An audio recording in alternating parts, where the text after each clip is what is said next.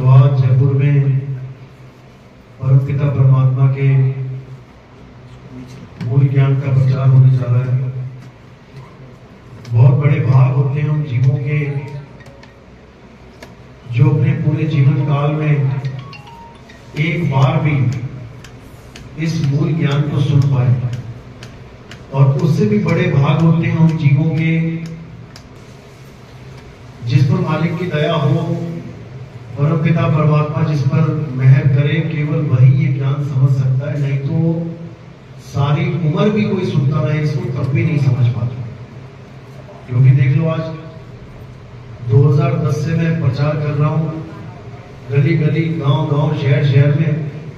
YouTube पे तो अभी 2018 में चैनल बना था, लेकिन 2010 से लगातार प्रचार चल रहा है।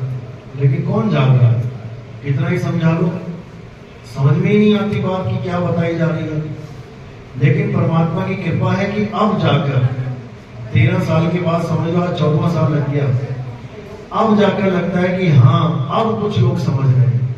नहीं तो 14 साल का वनवास ही समझ लो, समझ में नहीं आता। क्यों नहीं समझते? जबकि सबसे आसान यही ज्ञान है, सबसे आसान यही ज्ञान है।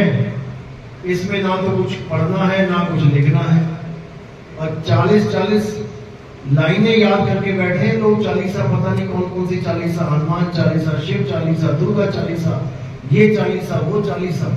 वो आसान है कि ये अक्षरों से परे हो जाना आसान है? बिल्कुल आसान है, लेकिन नहीं समझ में आता। क्यों? मालिक की दया ही। अब वो चाहता है कि दया हो, लेकिन कोई समझने को तैयार नहीं, गुरु के पास आने को तैयार नहीं है। उनको वही आसान लगता है, पूजा करो, पाठ करो, मनोकामना मांगो, ठीक है, एटीएम बना दिया भगवान को, देगा तो ठीक है, नहीं तो कल को इसके पास नहीं किसी और के पास चलेंगे। तो यही होता आ रहा है आज तक। लेकिन कहते हैं हर अज्ञान का एक दिन नाश होता है, हर जीवन में एक ऐसा समय आता है जब उसकी उन्नति हो, उसकी प्रगति हो। इसी प्रकार भगत के भी जीवन में एक समय आता है जिसको हम युग परिवर्तन कहते हैं। तो संतों ने जिस युग परिवर्तन की बात करी वो यही समय है, यही वो समय है जब युग परिवर्तन होगा। और युग परिवर्तन का मतलब ये नहीं कि आपको भोले शंकर दिखाई देंगे नंदी में बैठ के आते हुए कि सतयुग आ गया जी, या विष्णु जी दिखाई देंगे गरुड़ पे उड़ते हुए। ऐसा नहीं होगा। युग परिवर्तन का मतलब है कि जिस कलयुग में आप जी रहे हो उसी में सतयुग का आगमन हो जाना। यानी जितना भी अज्ञान है, जितना भी इस दुनिया में मन का खेल है, काल का जाल है, उस सब पे अंकुश लगा के अब सत्य का प्रचार होना, सत्य को अपनाना, इसको कहते हैं युग परिवर्तन। तो कबीर साहब ने भी, अन्य संतों ने भी, यहाँ तक कि विदेशी लोगों ने भी जो भविष्य करता है, उन्होंने भी भारत का नाम लेके बोला कि भारत में ही युग परिवर्तन होगा और सारी दुनिया उसको फॉलो करेगी। तो इसमें कोई दो राय नहीं है। लेकिन ये तब होगा भाई जब हम सब जागेंगे, जब हम समझेंगे, क्योंकि हम ही भारत है। भारत कोई धरती का टुकड़ा नहीं है, हम ही भारत है। हमारी वजह से ही भारत का नाम है। आदमी कोई ना हो तो फिर क्या करेगा भारत? कैसे बनेगा विश्वगुरु? मिट्टी का टुकड़ा विश्वगुरु बनेगा क्या? मिट्टी का टुकड़ा विश्वगुरु बन जाएगा? कौन बनेगा विश्वगुरु? हम ही बनेंगे सब मिलके। भारत महान कब बनेगा? जब उसके रहने वाले, उसमें रहने वाले लोग महान हो, तब भारत महान है। कि पहाड़ महान है, कि नदियां महान है, कि धरती महान है? यहाँ की, यहाँ का ज्ञान महान है। क्योंकि यहाँ युगों युगों से संतों महंतों ने ऐसा ज्ञान दिया है, महात्माओं ने, जिसको दुनिया ने फॉलो किया है। आज अंग्रेज देखो कैसे ढोलकी बजाते पीटते आ रहे हैं, हरे कृष्णा करते आ रहे हैं। किसने दिया ये ज्ञान? ये भारत की उपज है, भारतवासियों का ही ज्ञान है ये। तो इसको अच्छे से समझना है। तो आज का सत्संग इसी ज्ञान अज्ञान पे आधारित रहेगा। सत्संग शुरू करने से पहले परमात्मा का जयकारा लगाएंगे और फिर सत्संग शुरू करेंगे। बोलिए परमपिता परमात्मा की, सद्गुरु बंदी छोड़ कबीर साहिब की, सभी संतों की, सभी भक्तों की, आज के आनंद की, सकल हंस को बंदगी, साहिब बंदगी सत्संग। तो कबीर साहब समझा रहे हैं कि जब तक आपके जीवन में सत्य का आगमन नहीं हो गया, तब तक आप असत्य से ही जुड़े रहोगे। चाहे कोई हिंदू है, चाहे कोई मुसलमान है, चाहे कोई सिख है, चाहे कोई ईसाई है, चाहे कोई बौद्ध है, चाहे कोई जैन है, इससे कोई मतलब नहीं है। चाहे परमात्मा को मानता है, चाहे नहीं मानता है, पाप करता है, पुण्य करता है, इससे कोई मतलब नहीं है। मतलब ये है कि आपके जीवन में सत्य का आगमन हुआ है कि नहीं हुआ। इससे आपकी जीवन की जो आपकी लक्ष्य है, जो आपका, वो प्राप्त होगा कि नहीं होगा, इससे पता लगेगा। तो सत्य क्या है, कैसे हमारे जीवन में आएगा, इसका पूरा ज्ञान कबीर साहब ने आज से 600 साल पहले पूरा अच्छी तरह सिलसिलेवार ग्रंथों में दर्ज कर रखा है, बोल के भाग के सुना रखा है। अब हमने क्या करना है कि जो हमारे ग्रंथ हैं, हमने उसके साथ मैच करवाना है अपने ज्ञान। कोई भी ग्रंथ है, उसके साथ ज्ञान मैच करके ही पता लगता है कि हम सही रास्ते पे हैं कि नहीं है, क्योंकि वो भक्ति का सिलेबस है। सिलेबस से ही पता लगता है कि हमारे एग्जाम में क्या आने वाला है, हम पास होंगे कि नहीं। सिलेबस कुछ और है, तैयारी कुछ और करके चले जाओ, पेपर है अंग्रेजी का और हिंदी पढ़ के चले जाओ, तो कोई पास होने वाला नहीं है। इसलिए कबीर साहब ने पूरा सिलेबस पहले से ही दर्ज कर रखा है।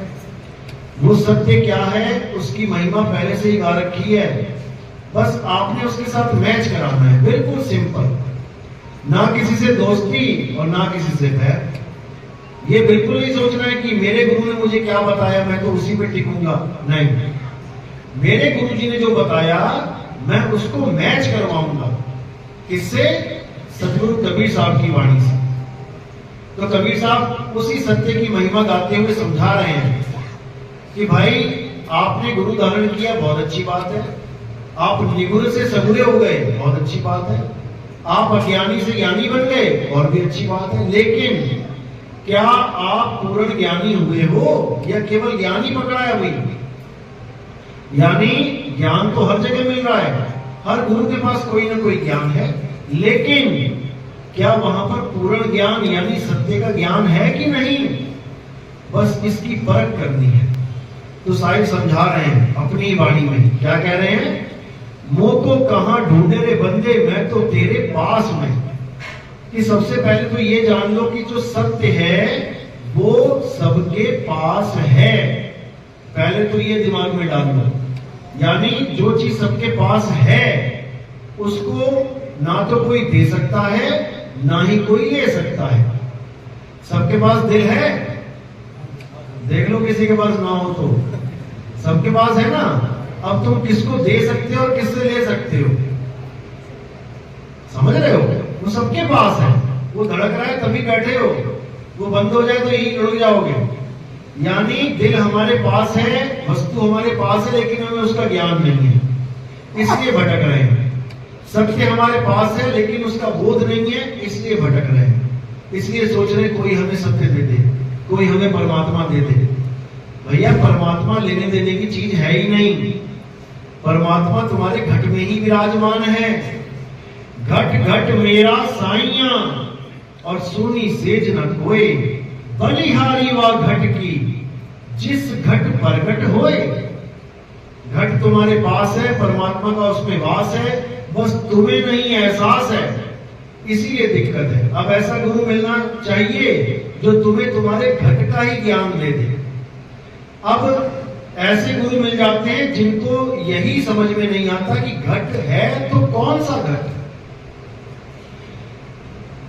अज्ञानता में वो इस काया को घट मान लेते हैं कि तेरे घट में है भगवान, यानी तेरी काया में भगवान छुपा है। बस यहीं पे दिक्कत हो जाती है।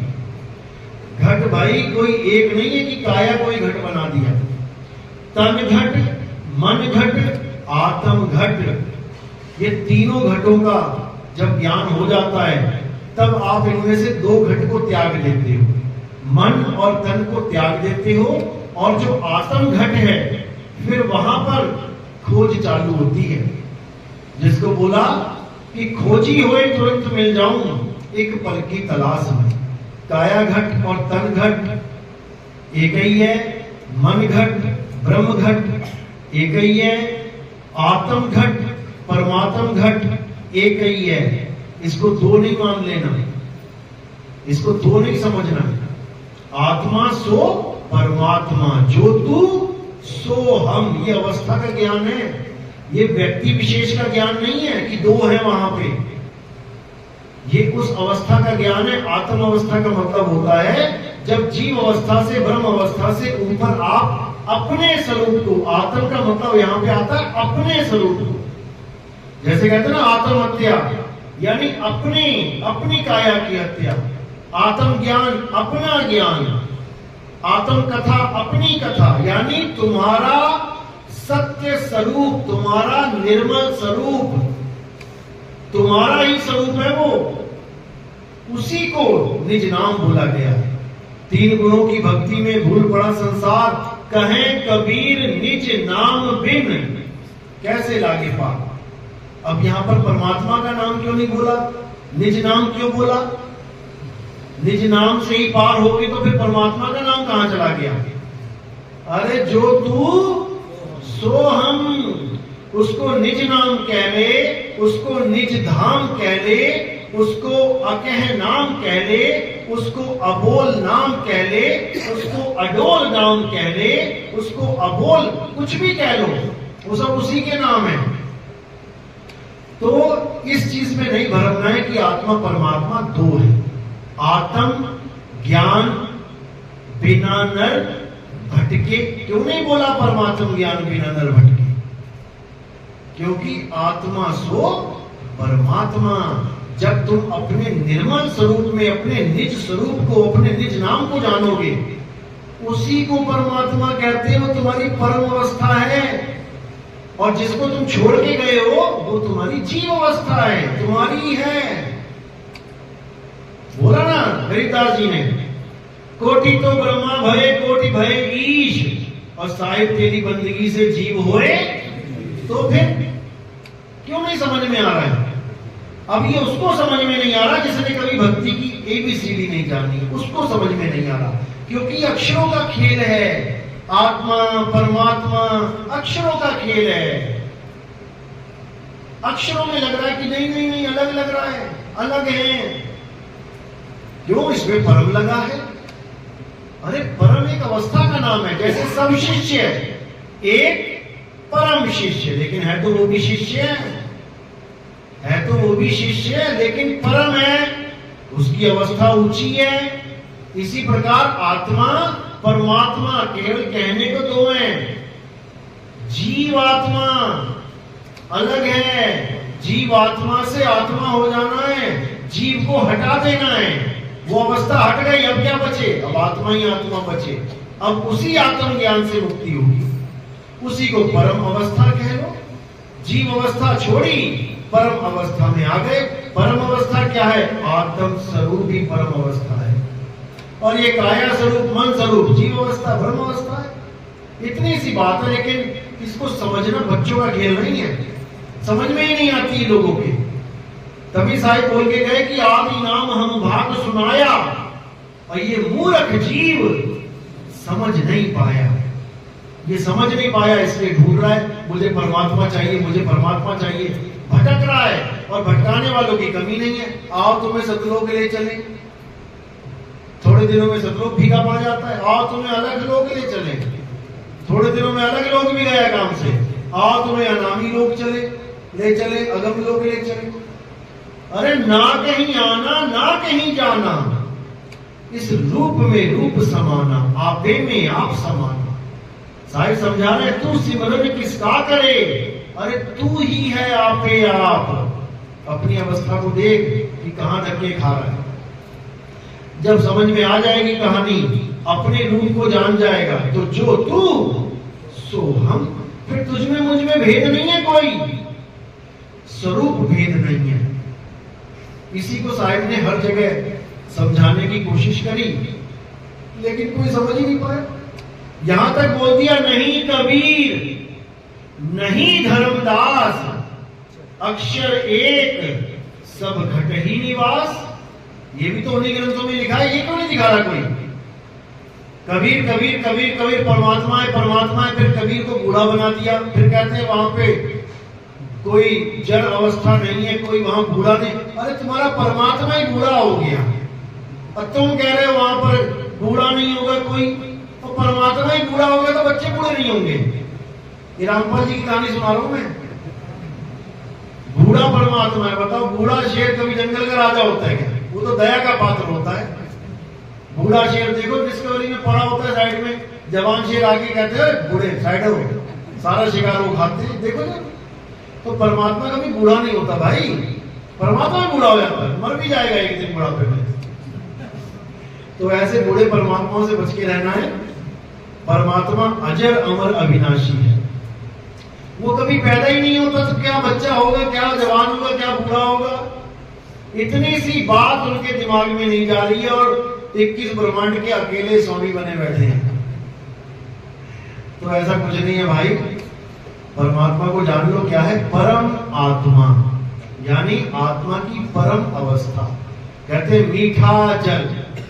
मीठा जल यानी मिठास से पूर्ण जल है। तो वो जल, लेकिन उसकी अवस्था क्या बोल रही है कि वो मीठा है। तो मीठा जल आम जल से अलग है। कहने का मतलब आम जीवात्माओं से अलग है। ये आम जीवात्माएं हैं।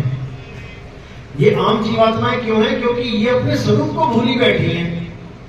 एक को पूछे तुम कौन हो? मैं चौधरी चरण सिंह। तू क्या है? मैं मायावती। क्यों? कोई नहीं कह रहा है कि मैं जीवात्मा। ये कोई नहीं कह रहा मैं एक आत्मा हूं। बस इसी को लेके बैठे, इसीलिए ये जीव है, इसीलिए जीव अवस्था में है। और जब परम अवस्था में आ जाएंगे तो आत्मा के अलावा और कुछ रहेगा ही नहीं। इसी आत्मा को शब्द कहते हैं। हम हैं शब्द, शब्द हम माही, और हमसे भिन्न और कछु नहीं। शब्द से भिन्न कुछ है ही नहीं, वहां शब्द ही शब्द है। गरीता जी कह रहे हैं शब्द ही शब्द रहेगा, इसके अलावा कुछ नहीं रहेगा। बस शब्द ही शब्द रहेगा भाई। और दूनी सृष्टि पर लय जाएगा। ये जितनी सृष्टियां बना के बैठे हो तुम, ये सब परलय में चली जाएंगी। परलय यानी किसी और में लय हो जाएंगी। पर लय, ये कहां लय होगा ये शरीर?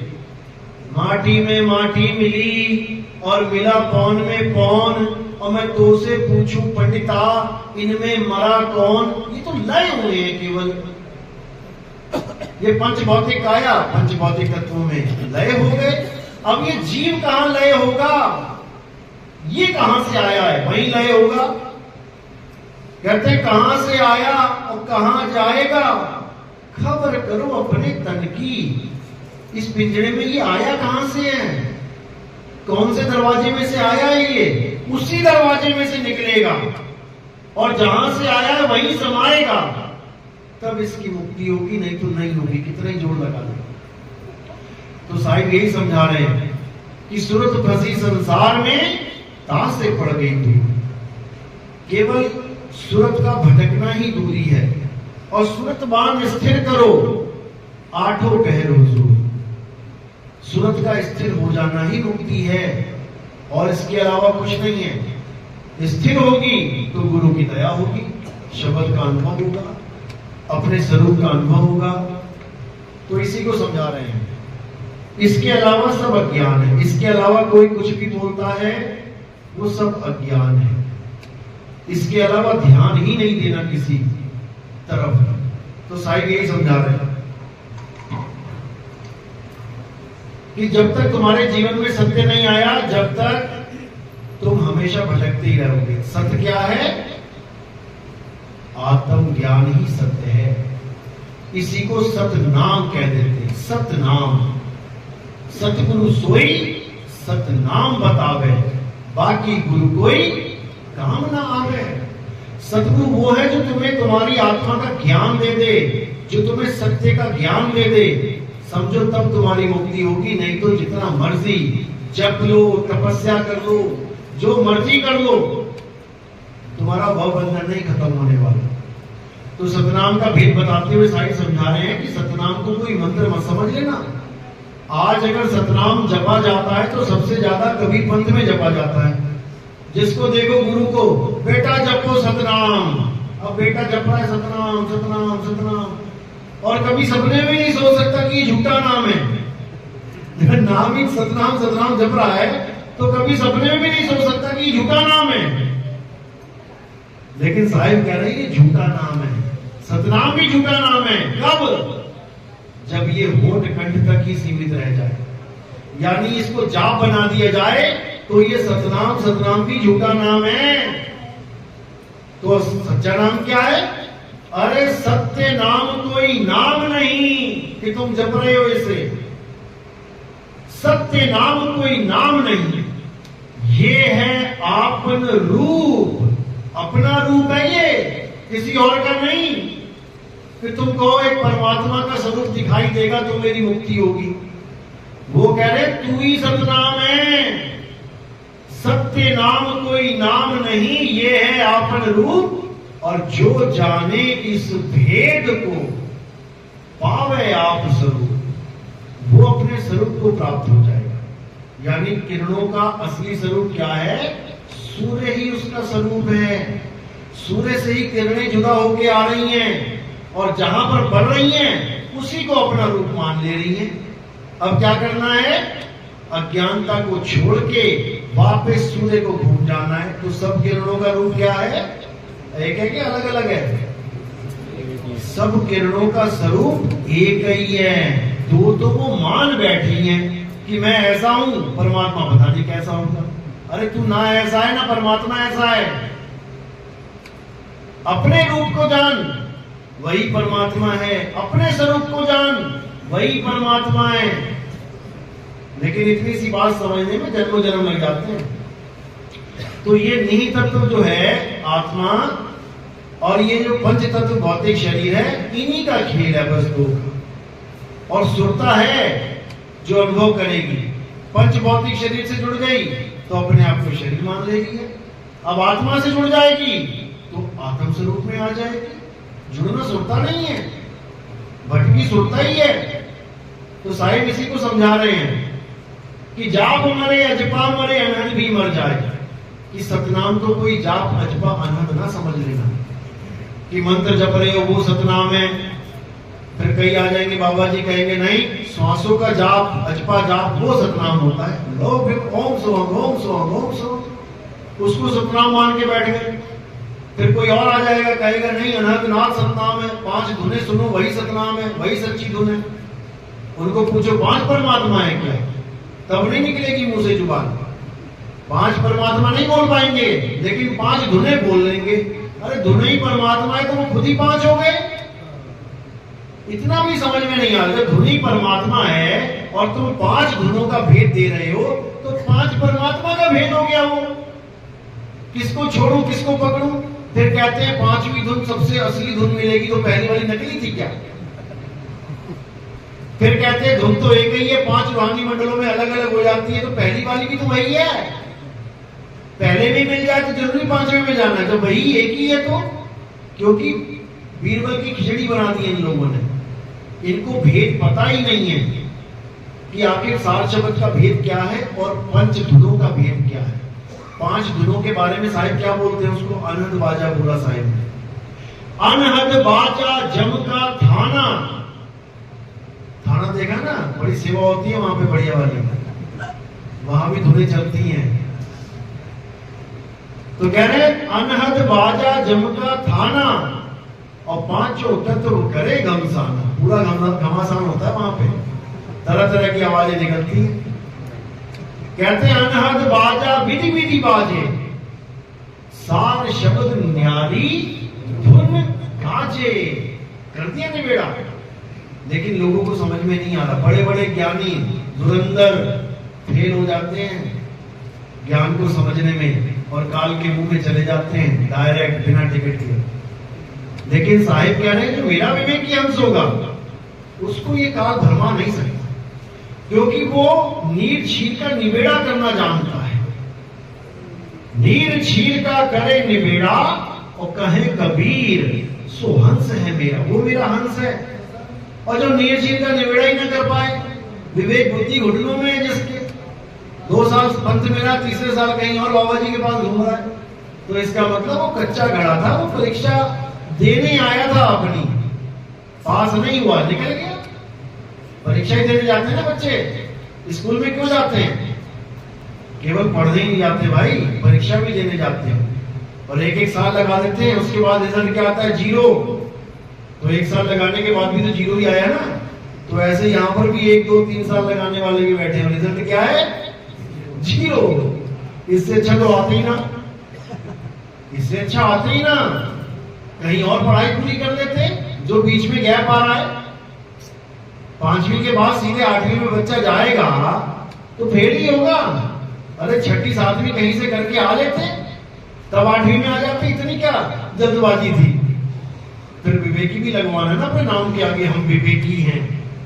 फिर विवेक धरे का धरा रह जाता है, ऐसा नकली विवेक, क्योंकि वो कभी अपना विवेक लगा ही नहीं पाए।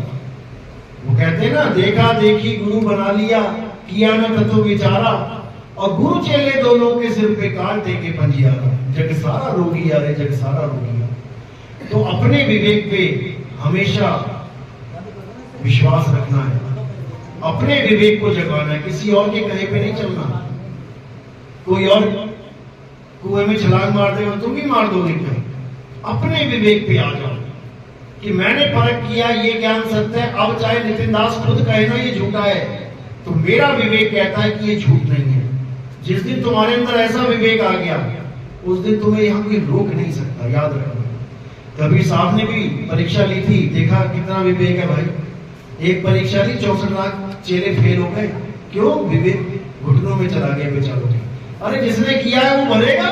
साहिब तो वाणी बोलते रहे, गुरु की करनी गुरु भरेगा, चेले की करनी चेला। तू अपनी मुक्ति में क्यों रोड़ा डाल रहा है? समझाया उन्होंने, पूरे एग्जाम्पल एक्सपेरिमेंट दे दे के समझाया, लेकिन लोग नहीं समझते। लोगों को लगता है कि हम किसी पंथ में जुड़े हैं तो हम एहसान कर रहे हैं बाबा जी पे। अब भैया हमें नहीं चाहिए तुम्हारा एहसान, कि तुम्हारा एहसान चाहिए कि यहाँ पे भीड़ लग जाए। मैं परीक्षा लेने पे आ गया ना, तो एक भी नहीं दिखाई देगा यहाँ पे। और मैंने कहा भी कि ऐसी ऐसी परीक्षाएं चलेगी, देखते रहना। तो ये होना जरूरी है, इससे जीव का विवेक बढ़ता है। परीक्षाएं होनी चाहिए, बिना परीक्षाओं के अगर डॉक्टर बन जाए, इंजीनियर बन जाए, तो रोज पुल के नीचे दबे मिलोगे तुम लोग। ऐसे ऐसे पुल बना देंगे जो बनते गिर जाएगा, ऐसे ऐसे ऑपरेशन हो जाएंगे, फाड़ देंगे, सिलना नहीं आएगा उन्हें। क्योंकि परीक्षाएं होना जरूरी है। परीक्षा से कांच को सोना हीरा बनाया जाता है। कांच ही है, शुरू में तुम कांच ही हो, लेकिन ऐसा बना देता है गुरु कि फिर तुम हीरे बन जाते हो। तो यही साहिब समझा रहे हैं कि जब तक तुमने सतनाम की परख नहीं कर ली, जब तक तुम झूठे नाम के सहारे ही बैठे हुए हो, चाहे कोई कितना ही बड़ा ज्ञानी बन के क्यों ना बैठा हो, ये सब काल के मुंह में जाएंगे, एक भी बचने वाला नहीं है। और कोई ये सोचे कि कबीर साहब आगे बचा लेंगे, तो उन्होंने पल्ला झाड़ रखा पहले कि मैं ना आता बचाने। वो क्या कह रहे हैं कि बचना चाहो काल जाल से तो चीनो शब्द हमारा। भैया मेरा शब्द छीन ले, मैं ना आता।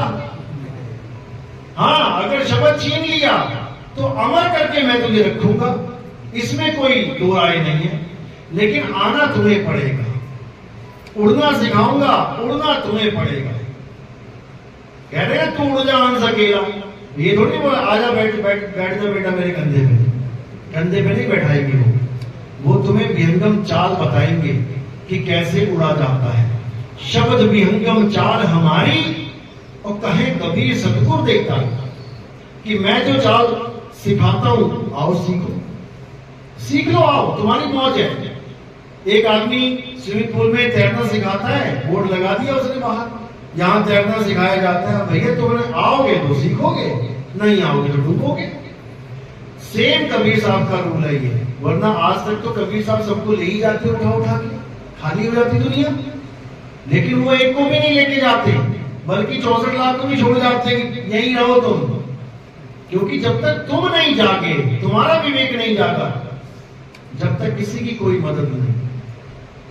तो साहिब यहां विवेकी बनाने आते हैं, गुरु धारण करवाने आते हैं, और वो सब गुरुओं को कहते हैं कि भाई अपना अपना सत्संग करो। सबको परमात्मा ने किसी न किसी ठौर पे खड़ा कर रखा है, इसलिए जैसा जिसका लेवल है उस लेवल का गुरु धारण करे। अब ये थोड़ी सारे बच्चे सीधे पीएचडी में एडमिशन ले लेंगे, पहले एलकेजी में आएंगे, यूकेजी में आएंगे, फर्स्ट सेकंड थर्ड फिफ्थ, जैसा जिसका लेवल है। कई बार 5वीं का बच्चा होता है, पेपर देता है, टीचर कहते हैं नहीं इसको 6ठी में नहीं 7वीं में डालेंगे, इसको उसको 2 साल आगे बढ़ा देते हैं क्योंकि उसका लेवल 7वीं का है। तो हर लेवल पे एक गुरु बैठा है और हर लेवल का शिष्य है इस दुनिया में। तो धीरे धीरे धीरे धीरे प्रगति होती जाती है, ये लेवल बढ़ते जाते हैं। जब ऊंची अवस्था में बंदा पहुंचता है यानी 12वीं पास हो जाता है, तब आगे कॉलेज का ज्ञान दिया जाता है। फिर ये झोले वोले जो बैग वैग हैं ये छुड़वा दिए जाते हैं। कॉलेज के बच्चे कितने किलो का बैग ला के जाता है कॉलेज? कितने किलो का होता है? बच्चों का गिनोगे ना 20 किलो निकल आएगा कम से कम। 7वीं 8वीं बच्चों का बैग उठा के देखना 10वीं वालों का। और कॉलेज में जाके क्या होता है? एक कलम और एक रजिस्टर, वही है सारा हिसाब किताब। यानी सारा बोझा छुड़वा दिया, कॉलेज में पहुंचते ही सारा बोझा खत्म। तो प्रगति हुई कि डिमोशन हो गया? प्रगति हो गई, बोझा कम हो गया, प्रगति हो गई। इसी प्रकार इस पंथ में आने के बाद कितना बोझा हल्का करवा दिया जाएगा तुम्हारा। सारे मंदिर छूट गए, मस्जिद छूट गई, गुरुद्वारे छूट गए, चर्च छूट गई, हवन यज्ञ जप तप व्रत पूजा पाठ नित्य नेम सब छूट गया। सारी चालीसा छूट गई, सारे प्रार्थनाएं छूट गई, सारी अरदासें छूट गई, सब कुछ छुड़ा के बस जो बचा लास्ट में उसका ज्ञान दिया गया। क्या बचेगा लास्ट में? तुम सब कुछ छोड़ दो, इसको सब कुछ छोड़ दिया, अब क्या बचा? क्या बचा? मैं ही बचा। मैंने सब कुछ पकड़ा है, मैं सब कुछ छोड़ दूंगा तो कौन बचेगा? मैं ही बचूंगा। अब ये मैं कौन है इसको जान लेना। हु एम आई, मैं कौन हूं, इसी को समझना है। आत्मा, आत्म स्वरूप, इसी का ज्ञान है पीएचडी का ज्ञान। इसके अलावा सब अज्ञान है, सब छोड़ दो। जितनी जल्दी छोड़ दोगे समझो उतना ही आसान हो जाएगा भवसागर में तैरना। जब कोई तैराक होता है ना, वो क्या करता है? साड़ी पहन के तुम छलांग मार दो, तैरो जरा, धोती पहन के तैर के देखो जरा, यही अड़चन पैदा कर देंगी तैरने में। तो तैराक देखो कैसे तैरते हैं, सारे खोल के उसके बाद पानी में जाएंगे, तैरेंगे। अब तुम उसको 20 किलो का पत्थर पकड़ा देना जरा, तैराक को ले भैया पकड़ दे जरा, डूबना है क्या, छोड़ इसको। यानी कोई भी चीज पकड़ना ही बंधन हो जाता है भवसागर में। भगवान भवसागर से तैरने का एक ही मतलब है, अपने स्वरूप में आ जाना। इसी को कहते हैं भवसागर से तैरना। भवसागर क्या है? देखा कभी भवसागर? कहां पे है? कितनी दूर है राजस्थान से? भवसागर लेके घूम रहे हो तुम? ये काया रूपी भवसागर है, इसी में मुद्दे खा रहे हो बार बार। अब इसी भवसागर से पार हो जाना है, यानी काया से पार हो जाना है और अपने आत्म स्वरूप में आ जाना है। इसी को गीता में कहा है कि हे अर्जुन, जो मेरी त्रिगुणी माया को पार कर जाता है। कहाँ है त्रिगुणी माया? आने वाली है, टाइम हो गया क्या? कहाँ है? यही है 3 गुणों की माया, तुम्हारी काया। कहते हैं कि मैं किसी के सामने प्रकट नहीं होता हूं, मैं अपनी माया के पीछे छुपा रहता हूं। तुम क्या छुपे रहते हो? हम भी तो छुपे हुए हैं, सारे छुपे हुए हैं। प्रकट क्या है? माया प्रकट है। ये जो दिख रहा है सब माया प्रकट है, तुम छुपे हुए हो। इसी को गैबी बोला गया है, गैबी वस्तु। तुम गैबी वस्तु हो, तुम ये नहीं जो दिख रहा है। अब जो दिख रहा है लोग उसी के पीछे पड़े हैं, यानी काया के पीछे पड़े हैं। टोपी पहन लो मुल्ला जी बन गए, चोटी रख लो पंडित जी बन गए, पगड़ी पहन लो सरदार जी बन गए, गले में क्रॉस पहन लिया ईसाई बन गए। इसी को पकड़ के बैठे सारे। कबीर साहब को भी पूछा किसी ने, आप मंदिर नहीं जाते, आप मस्जिद नहीं जाते, बाकी वो भी कहते हो मंदिर मस्जिद छोड़ दो, अरे तुम्हारा धर्म क्या है भाई? बात भगवान की करते हो, पूरा दिन भजन गाते हो और कहते हो मंदिर ना जाओ मस्जिद ना जाओ, तुम्हारा धर्म क्या है? क्या बोले वो? कहते हिंदू कहो तो हूं नहीं। उसने बोला ना बता दो हिंदू हो कि मुसलमान? कहते हिंदू कहो तो हूं नहीं और मुसलमान भी नहीं। 5 तत्व का पुत्रा गैबी खेले माही। कहते हैं जिसके कारण ये 5 तत्वों के पुतले ये सारे खेल रहे हैं, हिल रहे हैं, डुल रहे हैं, चल रहे हैं, खा रहे हैं, पी रहे हैं, मैं उनको खिलाने वाला हूं, मेरी वजह से खेल रहे हैं वो। यानी मैं आत्म स्वरूप हूं, मुझे काया मत मान लेना। काया मानोगे तो फिर नाम आएगा। क्या नाम है काया का? नाम आ गया तो जात आएगी। अच्छा तेरा नाम ये है, अच्छा इस जात का है। जात आ गई तो धर्म आएगा। समझ लो इसको। तो कह रहे हम वासी व देश के जहां जात वर्ण कुल नाही। अब बताओ कौन है वो? इस आत्मा का कोई जात कुल वर्ण नहीं है, क्योंकि कभी पैदा ही नहीं होती तो कौन सी जात में आएगी? कभी पैदा ही नहीं होती कौन से खानदान में आएगी, कौन से कुल में आएगी? कभी पैदा ही नहीं होती तो उसका वर्ण क्या बोलूं मैं? हम वासी व देश के जहां जात वर्ण कुल नहीं, शब्द मिलावा हो रहा, देह मिलावा नहीं। इस काया को खत्म करो, छोड़ो। तुम्हारी काया, मेरी काया, सबकी काया में कोई फर्क नहीं है भाई। ये 5 तत्वों का रथ लेके दौड़ रहे हैं हम लोग, और सबके रथ किसी मिट्टी में मिल जाएंगे, एक का भी नहीं बचेगा। तो जो चीज मिट्टी में मिल जानी है उसको हम अपना स्वरूप ना माने तो अच्छा है, नहीं तो तुम मिट्टी में मिल जाओगे। अब क्या करना है? अब इस काया से ऊपर उठ जाना है। काया से बाहर लखे संत कहावे सोए। अब इस काया से परे पहुंचो पहले तो, तब जाके तुम्हें निहित तत्व का ज्ञान होगा। तत्वों से परे पहुंचो पहले तो। इसी को बोला जहिया जन्म मुक्ता हता और तहिया हता न कोई, छठी तुम्हारी है जगह और तू कहां चला भिगोए। तू उस जगह को भूल के कहां फंस गया जाके 5 तत्वों में? तेरी छठी अवस्था है। 5 अवस्थाएं कौन सी है 5 तत्वों में? जागृत, स्वप्न, सुषुप्ति, तुरिया, तुरियातीत। इन 5 अवस्थाओं से, 5 तत्वों से परे जो हमारा असली स्वरूप है वो आत्म स्वरूप है, और इस काया से परे है वो, उसको जानना है। और इस काया में जो रूप है वो क्या है? वो हमारा अज्ञान स्वरूप है, जीव स्वरूप है। जैसे कुत्ता शीशे के बाहर खड़ा है तो वो मुक्त अवस्था में है, लेकिन जो ध्यान है, जो सूरत है, वो शरीर यानी कि शीशे के अंदर चली गई है। अब उसी को जीव बोला जा रहा है। वो भटकी हुई है, आत्मा नहीं भटकी हुई है, वो जीव भटका हुआ है, सूरत भटकी हुई है। आत्मा तो अचल है, स्थिर है, अडोल है। हे अर्जुन, ये आत्मा अचल है। अध्याय 2 24वां श्लोक। अचल यानी ये चलती नहीं है, ये अचल है। तो चलता कौन है? जीव चलता है, लख 84 में चल रहा है। इसी को सूरत कहते हैं। सूरत जहां जाती है एक नई काया को धारण कर लेती है, और फिर अपने आप को काया समझ के भोगती है। कभी सुख, कभी दुख, कभी खुशी, कभी गम, कभी हंस रही है, कभी रो रही है, इसी में भटकती रहती है। और ये भी अमर है, इसलिए इसको अविनाशी बोला गया है। ईश्वर अंश, जीव अविनाशी। अब कई जीववादी इसे अविनाशी बता के फिर इसी को परमात्मा बता देते हैं कि यही आत्मा है। बिल्कुल नहीं। आत्मा अचल है, आत्मा का ज्ञान प्राप्त करना है, उसी आत्मा में परमात्मा का वास है। आत्म में राम, राम में आत्म, वो अलग हो ही नहीं सकते, क्योंकि वो एक ही है।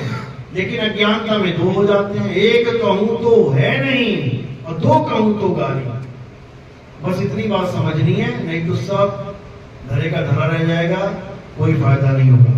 तो जीवन का एक ही लक्ष्य है कि चल अवस्था को छोड़ के अचल यानी स्थिर अवस्था को प्राप्त करना है। और कैसे होगा? विहंगम चाल से। सतगुरु के लक्षण कहूं अचल विहंगम चाल, हम अमरापुर ले गए ज्ञान शब्द सरघाल।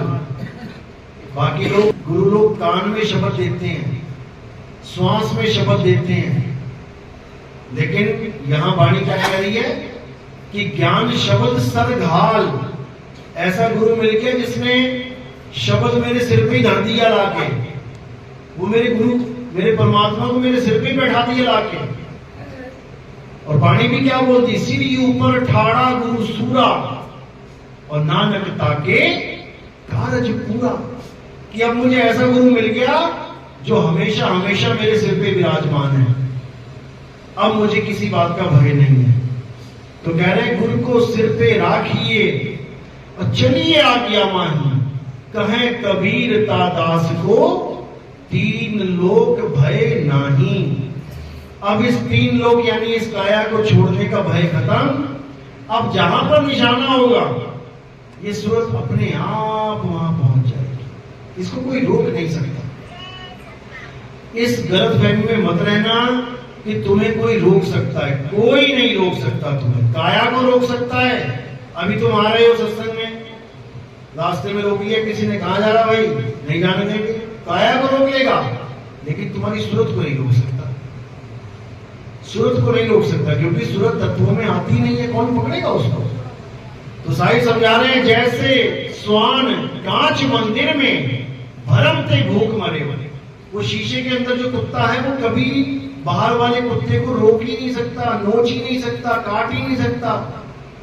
नोच लेगा क्या, काट लेगा क्या, बिना काटे बिना एक दांत लगाए उसकी बेचारी की वैसी मौत हो जाती है भरम से कि हाय मार दिया, हाय काट लिया, वो कुछ नहीं कर सकता वो। बस इसी प्रकार कह रहे हैं कि कहें कबीर नलनी के सुगना तुम्हें कौन पकड़ी, तुझे कौन पकड़ सकता है, कोई नहीं पकड़ सकता। इसलिए अब निर्बंध रहना है, हाँ हमेशा यादगारी में रहना है कि मैंने जाना कहा है। चिंता तो सतनाम की और न चितवे दास, चिंता केवल सतनाम की, अपने स्वरूप की, और नकली स्वरूप को हमेशा रेडी रहना है छोड़ने के लिए। ये माइक हाथ में है, मैं तैयार हूं इसको छोड़ने के लिए, तो जैसे समय आएगा छोड़ने का तो मैं क्या करूंगा, और किसके पकड़ लूंगा, क्या करूंगा, मैं तैयार हूं छोड़ने के लिए, 24 घंटे तैयार हूं। तो जैसे ही समय आएगा तो क्या होगा, ऐसे ही छोड़ दोगे एकदम, क्योंकि तैयार हूं, मेरी तैयारी है। गुरु तैयारी यही करवा रहा है। गुरु 1 साल तक पेपर में आने वाला है उसी की तैयारी करवा रहा है, तो पेपर में फेल हो जाओगे क्या तैयारी करके, कोई नहीं होगा। इसी शरीर को छुड़वाने की तैयारी करवाई जाती है हमारे पंथ में, ये समझ लो। यानी तुम हमेशा छोड़ने के लिए तैयार हो रहे हो। जिसको नहीं ध्यान लग रहा है वो भी कह रहा है गुरुजी मैं क्यों नहीं छोड़ पा रहा हूं शरीर को, क्यों नहीं, तो सोचो कितनी बड़ी तैयारी कर रहा, भले ना छोड़ पा रहा है कोई बात नहीं, लेकिन तैयारी तो पूरी फिट है ना एकदम। अभी डायरेक्शन मिल गई ना हल्की सी, अभी संदेशा अपने आप आ जाएगा कि चल बेटा हो गया काम तेरा, बस तुम्हारे हाथ में स्टीयरिंग है, जहां मुड़ोगे वही मुड़ जाएगा। इसीलिए साहिब ने बोला निशाना कोई मारे संत सुजान, और जहां तुम्हारा निशाना है मजाल नहीं है तीर की वहां ना लगे। तीर अपनी मर्जी से चलेगा क्या, जहां तुमने निशाना तान लिया वहीं जाएगा। केवल खेल निशाने का ही है। अर्जुन को निशाना सिखाया गया, बाकियों को नहीं सिखाया गया क्या, सबको लगाना सिखाया गया। लेकिन जब पूछा गया तुझे क्या दिख रहा है अर्जुन, वो कहता मुझे आंख दिख रही है, बाकी क्या बोल रहे, मुझे पूंछ दिख रही है, मुझे पैर दिख रहे हैं, मुझे पर दिख रहे हैं, मुझे गर्दन दिख रही है, मुझे पेड़ दिख रहा है आम का, बताओ देखनी है आम और आम का पेड़ दिख रहा है महाराज को, तो निशाना कैसे लगेगा। लेकिन जिसको केवल आंख दिख रही है, यानी जिसको ये भी चिंता हो रही है कि मैं क्यों नहीं शरीर छोड़ पा रहा हूं, उसका निशाना समझ जाओ कहां पे है, निशाना कहां लगा रखा है उसने, याद रखो। और जहां आशा वहां वासा, उसको कोई माई का लाल इस दुनिया में पैदा नहीं हुआ जो उसको रोक ले। यहाँ पे जिसने जाना उसने जाना ही है, और जिसने निशाना लेकर भी वो बेचारा आम और संतरे में अटका पड़ा है, पत्तों में अटका पड़ा है, भूल जाओ उसका निशाना कभी लगेगा नहीं, जब तक वो खुद नहीं लगाना चाहेगा। दोनों चीज तुम्हारे हाथ में है, आना और जाना तुम्हारे ही हाथ में है। कबीर साहब ने तो केवल रास्ता बताना है, तुम गाड़ी लेके जा रहे हो, पूछ लिया किसी ने, भैया दिल्ली का रास्ता कहाँ, उसने बता दिया ये है, बता ही दिया ना, पहुंचा थोड़ी नहीं देगा। रास्ता जानने के बाद भी चलना आपने है, निशाना आपने लगाना है। इसमें कोई गुरु का दोष या किसी परमात्मा का दोष नहीं है। ठीक है, आज नहीं तो कल किसी की स्पीड स्लो, किसी की फास्ट, कोई साइकिल पे चल रहा है पूछ रहा भैया दिल्ली कहाँ है, और कोई मर्सिडीज में आ रहा है पूछ रहा दिल्ली कहाँ है, और साइकिल वाला मर्सिडीज की तरह थोड़ी नहीं पहुंच जाएगा। ठीक है, वो ग्रस्त जीवन में है, उसका संसार थोड़ा बड़ा है, ध्यान थोड़ा ज्यादा बढ़ता है, तो थोड़ा ज्यादा समय लग जाएगा। और एक ऐसा है जिसको कुछ और काम ही नहीं है, वो कह रहा है बस पहुंचना ही धाम है अपना, तो भैया वो जल्दी पहुंच जाएगा। लेकिन फिर भी निराशा नहीं होनी चाहिए, दोनों पहुंचेंगे। चाहे टिकट तुम एक्सप्रेस का ले लो, सुपर फास्ट, चाहे ले लो तुम पैसेंजर का। जोधपुर पहुंचेगी कि नहीं? एक पहुंचेगी शाम 5 बजे, एक पहुंचेगी सुबह 5 बजे, पूरी रात काटनी पड़ेगी, लेकिन पहुंचेगी जरूर। ये मत सोचना कि नहीं पहुंचेगी। तो कह रहे धारा तो दोनों भली, क्या गिरही वैराग, गिरही दासा तन करे, वैरागी अनुराग। साहब ने दोनों के लिए बोल दिया कि धारा तो दोनों भली, दोनों ही पहुंचेंगे। ऐसा नहीं है कि ग्रस्त नहीं पहुंचेगा, वो भी पहुंचेगा, लेकिन उसका संसार थोड़ा बड़ा होता है।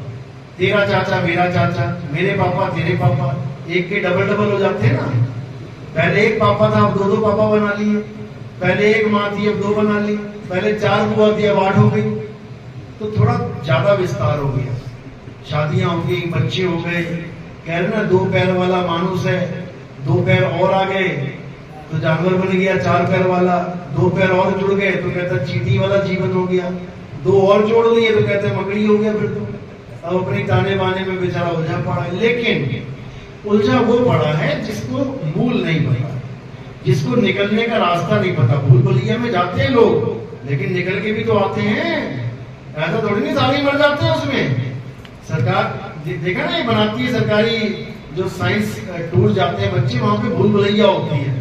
उसमें शीशे शीशे शीशे शीशे, बंदा एक बार घुसता है तो 4 शक्लें दिखती हैं अपनी, रास्ता ही नहीं पता लगता जाए तो जाए कहाँ। लेकिन ऐसा थोड़ी नहीं कि सारे बच्चे एक बार गुजर के निकल नहीं सकते, निकलते हैं, ज्ञान आधार से निकलते हैं, समझ बूझ के निकलते हैं। तो संसार तो ये मान के बैठा है कि भैया तुम पैदा हुए हो, क्यों पैदा हुए हो, ताकि एक दिन तुम्हारी भी शादी हो जाए और तुम्हारे भी बच्चे पैदा हो जाएं। ये संसार का, ये जगत का नियम है, ये जगत की सोच है। अगर कोई कहे कि मैंने शादी नहीं करनी तो उसको ऐसे देखते हैं जैसे पता नहीं है तिहाड़ जेल से निकल के आया, अभी कोई कह दिया। क्यों? क्योंकि वो सोचते हैं कि ये प्रकृति का नियम तोड़ना चाहता है, ये इस दुनिया को खाली करना चाहता है।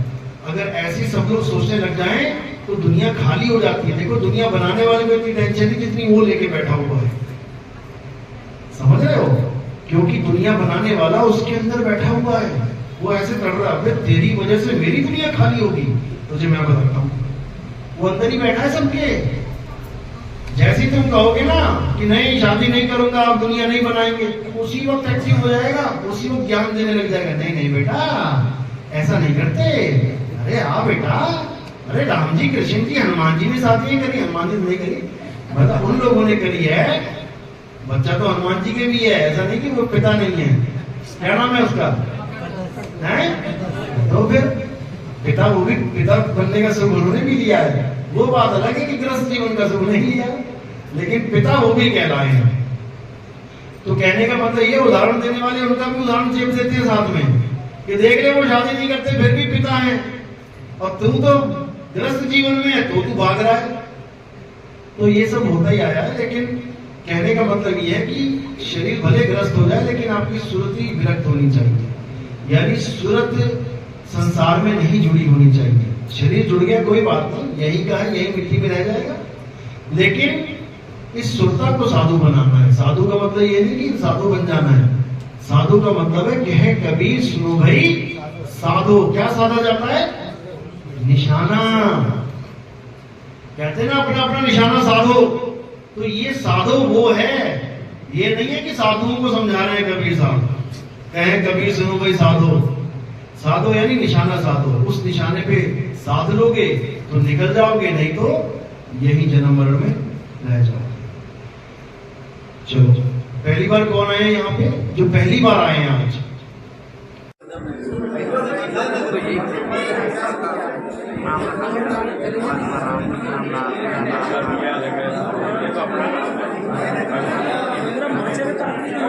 राम